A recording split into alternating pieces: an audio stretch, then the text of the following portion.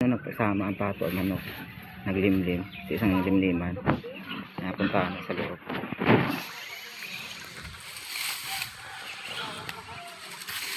Kasulod yan ako. Videohan ako yung manok, kapato. Ayun o. Yung manok at sapato nasama. Yan, wala na, malis. Malis yung pato. Manok lang naiwan. Itlog yan ng pato. Mas nilimlima ng manok. Ayun, umalis na yung pato. Doon na yun. Nawala na yung pato. Ayun na, wala na eh. Balik ka natin mamaya. Bukas. Makita natin ba yan sa loob sila. Maraming pato dito. Ayan. Ayan. Ang mga alaga ko yan, mga pato.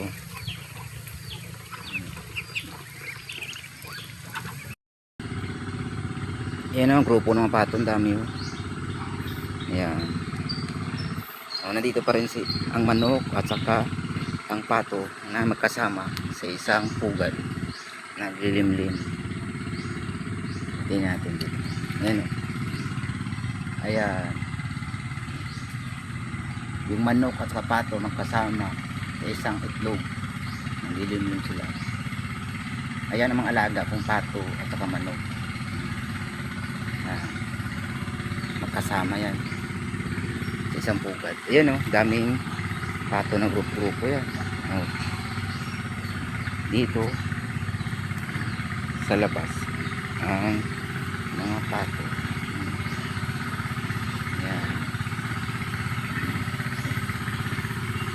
Iba kasi doon sa galaan eh. Patakas dito sa kulungan. Marami pa yan, kaya lang doon sa iba sa may galaan. Ayan o, makasama yung pato naglilimlim. Kasama yung inahin.